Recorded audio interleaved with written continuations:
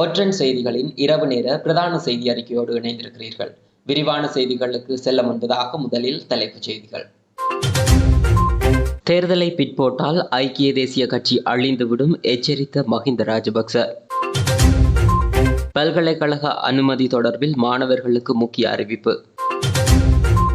இலங்கைக்கு கிடைக்கவுள்ள பெருந்தொகை டாலர்கள். கொழும்பு புறநகர் பகுதியில் சிறுமியொருவர் மீது கொடூர தாக்குதல். ஜனாதிபதி தேர்தல் தொடர்பில் ரணிலின் அறிவிப்பு. சர்வதேச நாணய நிதியத்திடம் இருந்து இலங்கைக்கு கிடைத்துள்ள நிதி வசதி. தொடர்வென விரிவான செய்திகள். பிரதான தேர்தல்களை பிற்போடுவதற்கு ஐக்கிய தேசிய கட்சி முற்பட்டால் அதுவே அக்கட்சிக்கு இறுதி பயணமாக அமைந்துவிடும் என்று ஸ்ரீலங்கா பொதுஜன பெரமுன கட்சியின் தலைவர் மஹிந்த ராஜபக்ச தெரிவித்துள்ளார்.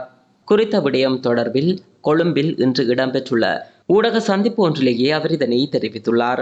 இது தொடர்பில் அவர் மேலும் தெரிவிக்கையில், அரசமைப்பின் பிரகாரம் முதலில் ஜனாதிபதி தேர்தலும் அதன் பின்னர் நாடாளுமன்ற தேர்தலும் நடத்தப்பட வேண்டும். இரு தேர்தல்களையும் பிற்போட முடியாது. அவ்வாறானதொரு முட்டாள்தனமான முயற்சியில் ஐக்கிய தேசிய கட்சி இறங்காது என்றே நம்புகிறேன். அவ்வாறு இறங்கினால் அதுவே அக்கட்சியின் இறுதி பயணமாக அமையும். ஸ்ரீலங்கா பொதுஜன பெரமுன கட்சியின் ஜனாதிபதி வேட்பாளர் விரைவில் அறிவிக்கப்படுவார். ஸ்ரீலங்கா பொதுஜன பெரமுன கட்சி மீதே மக்களுக்கு நம்பிக்கை உள்ளது என அவர் தெரிவித்துள்ளார். 2023 மற்றும் 2024 கல்வியாண்டுக்கான பல்கலைக்கழக அனுமதிக்கான ஆன்லைன் விண்ணப்பங்கள் தொடர்பில் பல்கலைக்கழக மானியங்கள் ஆணைக்குழு அறிவித்துள்ளது.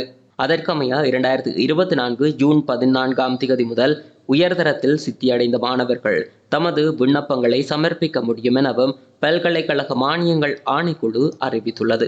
அதன்படி நாளை காலை 6 மணி முதல் www.ugc.ac.lk என்ற இணையதளத்தின் ஊடாக விண்ணப்பங்களை சமர்ப்பிக்க முடியும். விண்ணப்பங்களை சமர்ப்பிப்பதற்கான இறுதி நாள் ஜூலை 5 என பல்கலைக்கழக மானியங்கள் ஆணைக்குழுவின் தலைவர் சிரேஷ்ட பேராசிரியர் சம்பத் அமர்துங்க தெரிவித்துள்ளார். களுத்துறை வஸ்கடுவ பிரதேசத்தில் உள்ள ஹோட்டல் ஒன்றிற்கு பின்புறத்தில் உள்ள கடற்கரை பகுதியிலிருந்து ஆணொருவரின் சடலம் மீட்கப்பட்டுள்ளதாக களுத்துறை வடக்கு போலீசார் தெரிவித்துள்ளனர். சடலமாக மீட்கப்பட்டவர் 70 வயதுடையவர் என சந்தேகிக்கப்படுவதாக போலீசார் தெரிவித்தனர். இவர் தொடர்பில் எந்தவித தகவலும் இதுவரை கண்டறியப்படவில்லை எனவும் போலீசார் தெரிவித்தனர். இவர் கபில நிற சட்டையை அணிந்திருந்ததாக அவர்கள் மேலும் தெரிவித்துள்ளனர். இது தொடர்பான மேலதிக விசாரணைகளை களுத்துறை வடக்கு போலீசார் மேற்கொண்டு வருகின்றனர். கிளிநொச்சி தர்மபுரம் மத்திய கல்லூரியில் குளவி கொட்டு தாக்குதலுக்கு இலக்காகி 35 மாணவர்கள் வைத்தியசாலையில் அனுமதிக்கப்பட்டுள்ளனர். பாடசாலை கற்றல் நடவடிக்கைகள் இடம்பெற்றுக் கொண்டிருந்த நிலையில் இன்று காலை குறித்த சம்பவம் இடம்பெற்றுள்ளது. பாடசாலை வளாகத்தில் அமைந்துள்ள நாவல் மரம் ஒன்றில் இருந்த பாரிய அளவிலான குளவிக்கூடு ஒன்று அதிக காற்று வீசி வரும் நிலையில் கலைந்துள்ளது. இந்த நிலையில் 35 மாணவர்கள் குளவி கொட்டுக்கு இலக்காகி தர்மபுரம் வைத்தியசாலையில் சிகிச்சைக்காக அனுமதிக்கப்பட்டதுடன் தற்போது 18 மாணவர்கள் தொடர்ந்து சிகிச்சை பெற்று வருகின்றனர். 4 ஆசிரியர்களும் குளவி கொட்டுக்கு இலக்காகியதுடன் 3 ஆசிரியர்கள் தொடர்ந்தும் சிகிச்சை பெற்று வருவதாக வைத்தியசாலை தகவல்கள் தெரிவிக்கின்றன. இச்சம்பவம் தொடர்பாக அனர்த்த முகாமைத்துவ பிரிவினர் மற்றும் வனஜீவராசிகள் திணைக்களத்தினர் போலீசாருக்கு வழங்கப்பட்ட தகவலுக்கு அமைவாக உடனடியாக சம்பவ இடத்திற்கு விரைந்த குழுவினர் இன்றைய தினம் மாலை அப்பகுதியில் இருக்கும் குளவி கூட்டினை எவருக்கும் பாதிப்பு ஏற்படாத வகையில் அகற்றுவதற்காக நடவடிக்கை எடுக்க உள்ளதாகவும் தெரிவித்திருந்தனர். அத்துடன் தர்மபுரம் மத்திய கல்லூரி மாணவர்களின் பாதுகாப்பு நலன் கருதி அனைத்து மாணவர்களும் உடனடியாக பாடசாலை வளாகத்தில் இருந்து பாதுகாப்பாக வீடுகளுக்கு அனுப்பி வைக்கப்பட்டிருந்தமை குறிப்பிடத்தக்கது.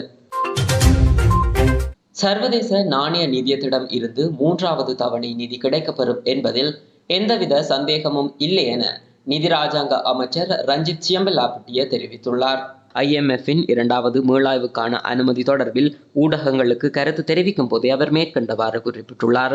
இது தொடர்பில் அவர் தெரிவிக்கையில், நீடிக்கப்பட்ட கடன் வசதியின் 2வது மீளாய்வுக்கான அனுமதி கிடைக்க பெற்றுள்ளமை மகிழ்ச்சி அளிக்கிறது. இதனூடாக 336 மில்லியன் அமெரிக்க டாலர் கடன் தொகை எமக்கு கிடைக்கப்பெறும். 2023 ஆண்டு டிசம்பர் மாதமளவில் எமது இலக்கு மட்டத்தை நாம் அடைந்ததை சர்வதேச நாணய நிதியம் ஏற்றுக்கொண்டது. இந்த மாதம் மே மாதமளவில் பணவீக்கம் மேலும் குறைந்த மட்டத்தில் பேணப்பட்டமை ஆகியனவும் கருத்தில் கொள்ளப்பட்டன. எனவே சர்வதேச நாணய நிதியத்திடம் இருந்து 3வது தவணை நிதி கிடைக்கப்பெறும் என்பதில் எந்தவித சந்தேகமும் இல்லை என குறிப்பிட்டுள்ளார். கொழும்பு மீகொட பகுதியில் 9 வயது சிறுமியை கொடூரமாக தாக்கிய நபர் ஒருவர் கைது செய்யப்பட்டுள்ளதாக போலீசார் தெரிவித்துள்ளனர். இந்த கைது நடவடிக்கை இன்று இடம்பெற்றுள்ளது. இந்த சம்பவம் தொடர்பில் மேலும் தெரிய வருகையில், கைது செய்யப்பட்ட சந்தேக நபர் இராணுவ அதிகாரி என்பதுடன் அவர் சிறுமியின் மாற்றாந்தந்தை எனவும் தகவல் வெளியாகியுள்ளது. குறித்த சிறுமி சந்தேக நபரின் பகையாளர்களுடன் உரையாடியமையை மறைத்தமையினால் சிறுமி மீது இந்த தாக்குதல் நடத்தப்பட்டதாக ஆரம்பகட்ட விசாரணையில் தெரிய வந்துள்ளதாக மீகொட போலீசார் குறிப்பிட்டுள்ளனர். மேலும் அண்மையில் முல்லைத்தீவு மணலாறு பகுதியில் உள்ள வீடொன்றில் 4 வயது சிறுமியை கொடூரமாக தாக்கிய நபர் ஒருவர் கைது செய்யப்பட்டிருந்தமை குறிப்பிடத்தக்கது. அடுத்த ஜனாதிபதி தேர்தலில் தனது தனிப்பட்ட வெற்றி தோல்வி தீர்மானிக்கப்படாது என்றும், மாறாக நாட்டின் வெற்றி தோல்வியே தீர்மானிக்கப்படும் என்றும் ஜனாதிபதி ரணில் விக்ரமசிங்க தெரிவித்துள்ளார். பத்திரமுள்ள வோடஸ் எட்ஜ் ஹோட்டலில் நடைபெற்ற பொருளாதார மறுசீரமைப்புக்கான நாடாளுமன்ற துறைசார் மேற்பார்வை குழுவில் பங்கேற்கும் இளைஞர் யுவதிகளுடனான கலந்துரையாடலின் போதே ஜனாதிபதி இதனை தெரிவித்துள்ளார். அத்துடன் அரசாங்கத்தின் வேலை திட்டத்தின் கீழ் நாட்டை முன்னோக்கி கொண்டு செல்ல முடியும் என்ற திருப்தி மக்களுக்கு இருக்குமாயின் அந்த வேலை திட்டத்துடன் முன்னேறி செல்ல முடியும் என குறிப்பிட்டுள்ளார். சர்வதேச நாணய நிதியத்தின் 48 மாத விரிவாக்கப்பட்ட நிதி வசதி ஏற்பாட்டின் கீழ் இலங்கைக்கு இதுவரை 3 தவணைகளாக $1 பில்லியன் கிடைத்துள்ளன.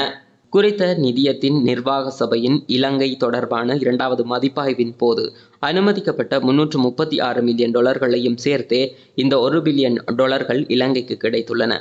முன்னதாக முழுமையாக $3 பில்லியன் வழங்குவதற்கு சர்வதேச நாணய நிதியம் இலங்கையுடன் உடன்படிக்கையை ஏற்படுத்தி கொண்டுள்ளது.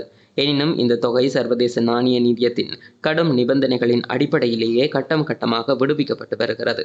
இந்த நிலையில் சர்வதேச நாணய நிதியம் நேற்றைய சந்திப்பின் பின்னர் வெளியிட்டுள்ள உத்தியோகபூர்வ அறிக்கையில் கடன் நிலைத்தன்மையை மீட்டெடுப்பதற்காக இலங்கையின் கடன் மறுசீரமைப்பு முன்னேற்றத்தை சபையின் பணிப்பாளர்கள் வரவேற்றதாக தெரிவிக்கப்பட்டுள்ளது.